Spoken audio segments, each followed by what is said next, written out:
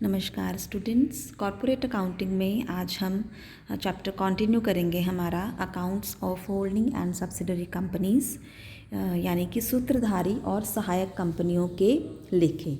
इस चैप्टर से संबंधित एक वीडियो मैं आपसे पहले शेयर कर चुकी हूँ, जिसमें हमने होल्डिंग और सब्सिडरी कंपनी क्या होती हैं इसके बारे में जाना, और इसके अलावा हमने होल्डिंग कंपनी की बुक्स में सब्सिडरी कंपनी के रिगार्डिंग जो अकाउंटिंग ट्रीटमेंट किया जाता है उसके बारे में हमने जाना। कुछ जर्नल एंट्रीज हमने इसमें देखी थी। तो आज के इस वीडियो में हम एक न्यूमेरिकल क्वेश्चन की हेल्प से इस पूरी ट्रीटमेंट को, इस पूरी प्रोसेस को समझने की कोशिश करेंगे। तो आज हम क्वेश्चन नंबर 1 देखने वाले हैं इसके अंदर। तो क्वेश्चन नंबर 1 आपके सामने स्क्रीन पर डिस्प्ले हो रहा है। एच लिमिटेड ने 1 जनवरी 2020 को एस लिमिटेड के 10 रुपये वाले 8000 अंश 15 रुपये प्रति अंश के हिसाब से एक्वायर किए। एस लिमिटेड की जो कैपिटल है वो 1 लाख रुपये है, 10 रुपये का एक अंश है, यानी कि 10,000 अंशों में है। 2019-20 में एस लिमिटेड के द्वारा 31 मार्च 2020 को समाप्त होने वाले वर्ष के लिए अपनी कैपिटल, पेड अप कैपिटल पर 20% डिविडेंड डिक्लेयर किया गया था।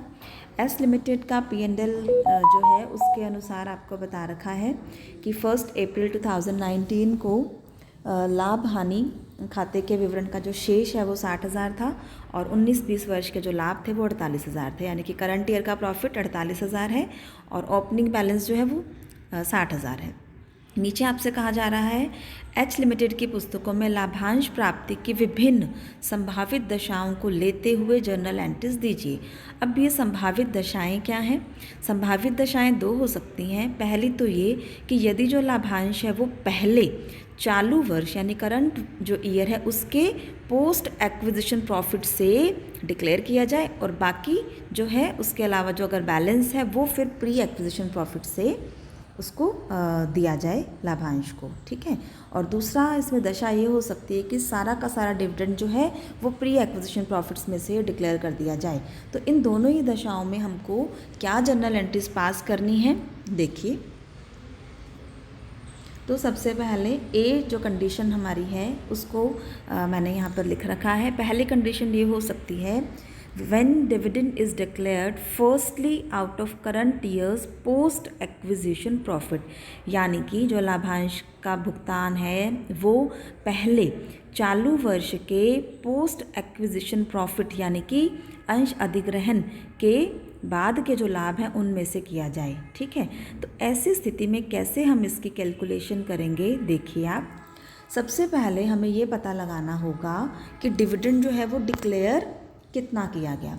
तो आप देख सकते हैं कि 1 लाख की कैपिटल है कंपनी की, जिस पर 20% की रेट से डिविडेंड डिक्लेयर किया गया। मतलब एस लिमिटेड के द्वारा 20,000 का जो डिविडेंड है वो डिक्लेयर किया जाएगा, ठीक है। इसके बाद dividend received by H limited, जैसा कि हम जानते हैं कि एच लिमिटेड एस की होल्डिंग कंपनी है, क्योंकि एस के 8,000 जो शेयर हैं वो जो है वो एच के पास हैं, ठीक है। एस के 8,000 अंश एच के पास हैं, यानी कि जब भी एस लिमिटेड डिविडेंड डिक्लेयर करेगी उसमें से 8,000 अंशों का जो डिविडेंड बनेगा, लगभग 80% डिविडेंड हो गया क्योंकि 10,000 इसके शेयर हैं, वो डिविडेंड एच को मिलेगा, ठीक है। कैसे, इसकी भी हम कैलकुलेशन करेंगे। सबसे पहले हमने टोटल डिविडेंड डिक्लेयर निकाल लिया जो एस लिमिटेड डिक्लेयर करने वाली है। उसमें से एच को कितना मिलेगा? Dividend received by H limited यानी होल्डिंग कंपनी। एच लिमिटेड के पास 8,000 शेयर हैं, 10 रुपये का एक शेयर है, मतलब 80,000 के ऊपर उसको 20% की रेट से डिविडेंड मिलेगा, मतलब 16,000 रुपये डिविडेंड एच को प्राप्त होगा। अब हमें एच की बुक्स में एंट्रीज करनी है और ये देखना है कि इस 16,000 के डिविडेंड में से कितना हिस्सा प्री एक्विजिशन प्रॉफिट से रिलेटेड है और कितना हिस्सा पोस्ट एक्विजिशन प्रॉफिट से रिलेटेड है। तो अब क्या करना है, देखिए। करंट ईयर का जो प्रॉफिट है एस लिमिटेड का वो कितना है? 48,000। इसको आपने 2 भागों में बांट लेना है, चालू वर्ष के लाभ को, प्री एक्विजिशन और पोस्ट एक्विजिशन। जैसा कि क्वेश्चन में मेंशन्ड है कि एच लिमिटेड ने जो शेयर खरीदे हैं वो 1 जनवरी 2020 को खरीदे हैं, ठीक है। यानी कि जो 1 जनवरी 2020 के बाद का समय है, यानी जनवरी, फरवरी और मार्च, ये 3 महीने तो एक्विजिशन के बाद के महीने हैं, और इससे पहले यानी कि 1 अप्रैल से लेकर 31 दिसंबर, 1 जनवरी से ठीक पहले 31 दिसंबर, मतलब कि 9 महीने जो ये हैं, ये आपका क्या होगा, प्री एक्विजिशन पीरियड 9 मंथ्स और पोस्ट एक्विजिशन पीरियड 3 मंथ्स। तो आपको इस 48,000 को 9:3 के रेशो में बांट देना है, तो आपके पास 36,000 आ जाएगा प्री एक्विजिशन और 12,000 आ जाएगा पोस्ट एक्विजिशन प्रॉफिट। ठीक है, तो ये अभी हमने क्या कैलकुलेट किया है, चालू वर्ष के लाभों को हमने 2 हिस्सों में बांट लिया है, pre acquisition and post acquisition. तो सबसे पहले आपको डिविडेंड टोटल डिक्लेयर्ड निकालना है कि सब्सिडरी कंपनी ने कितना डिविडेंड घोषित किया, यहाँ 20,000। फिर आपको ये ज्ञात करना है कि होल्डिंग कंपनी को उसमें से कितना डिविडेंड मिला, यहाँ उसको मिला होल्डिंग कंपनी एच को 16,000। उसके बाद आपको सब्सिडरी कंपनी के करंट ईयर के प्रॉफिट को 2 भागों में बांट लेना है। 9 महीने का प्री एक्विजिशन पीरियड है और 3 महीने का पोस्ट एक्विजिशन पीरियड है, तो 9:3 में आपने 48,000 को बांट लेना है, 36,000 और 12,000। तो यहाँ तक आपने करंट ईयर के प्रॉफिट को बांट लिया। अब इसके बाद आपको क्या करना है, आप देखिए आगे, maximum dividend possible out of post acquisition profit. चूँकि पोस्ट एक्विजिशन प्रॉफिट ही 12,000 है, तो मैक्सिमम हम 12,000 ही ऐसा जो लाभांश घोषित कर सकते हैं जो कि पोस्ट एक्विजिशन प्रॉफिट्स में से किया गया हो।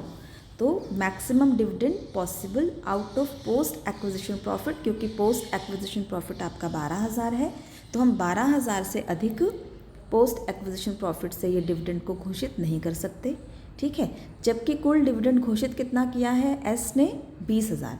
तो 20,000 में से यदि 12,000 पोस्ट एक्विजिशन प्रॉफिट्स में से घोषित किया जा सकता है, तो इसका मतलब प्री एक्विजिशन प्रॉफिट में से आपको कितना घोषित करना होगा, 8,000। तो dividend out of pre acquisition profit 8,000। तो maximum dividend possible out of post acquisition profit 12,000 and out of pre acquisition profit 8,000। तो आपको प्री और पोस्ट का ये अनुपात याद कर लेना है। प्री 8,000 है और पोस्ट 12,000 है, तो आपको प्री और पोस्ट के लिए 8,000 और 12,000 का अनुपात 2:3 आपके पास आ जाएगा। यानी कि जो डिविडेंड घोषित किया गया है उसमें प्री एक्विजिशन प्रॉफिट और पोस्ट एक्विजिशन प्रॉफिट का जो अनुपात है दैट इज़ 2:3, 2:3।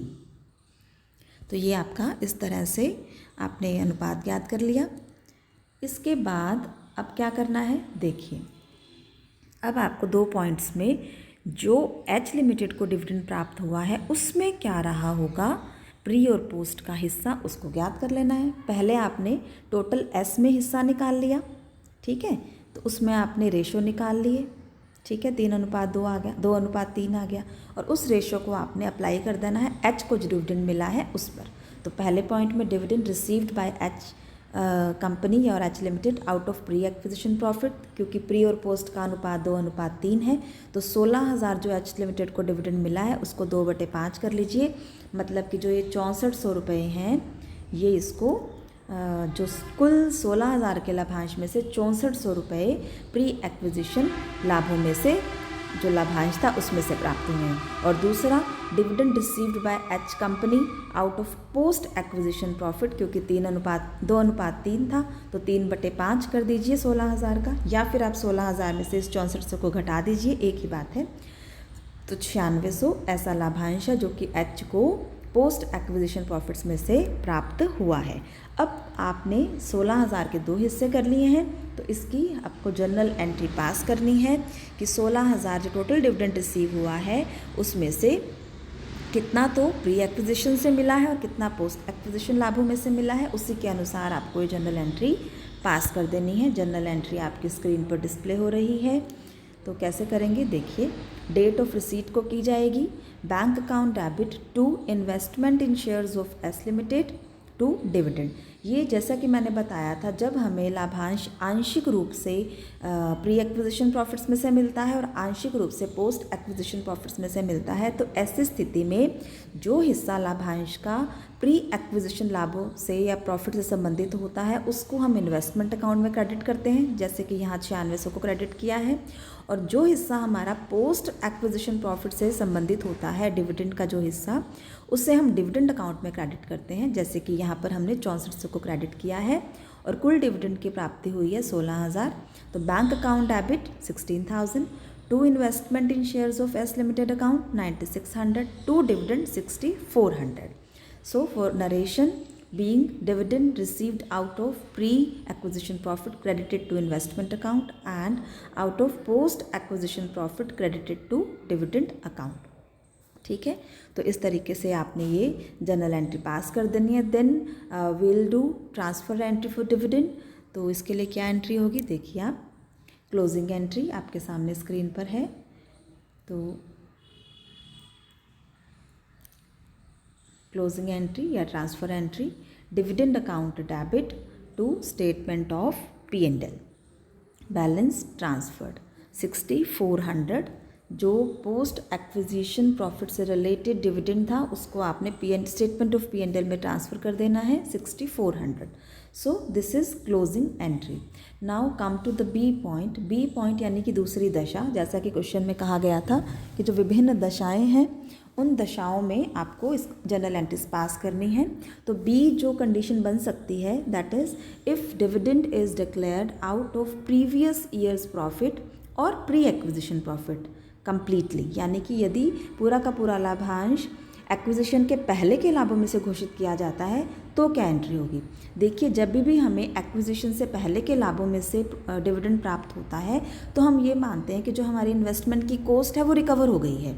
तो ऐसी स्थिति में हम इन्वेस्टमेंट अकाउंट को क्रेडिट कर देते हैं। तो डेट ऑफ रिसीट को आप एंट्री कर देंगे bank account debit to investment in shares of S limited, क्योंकि एच लिमिटेड को ये 16000 सारा का सारा लाभांश प्री एक्विजिशन प्रॉफिट्स में से प्राप्त हुआ है, जैसा कि हमने बी कंडीशन बनाई है। तो पूरा का पूरा 16000 इन्वेस्टमेंट अकाउंट में क्रेडिट हो जाएगा। So bank account debit to investment in shares of S limited 16000 से एंट्री आपने पास कर देनी है।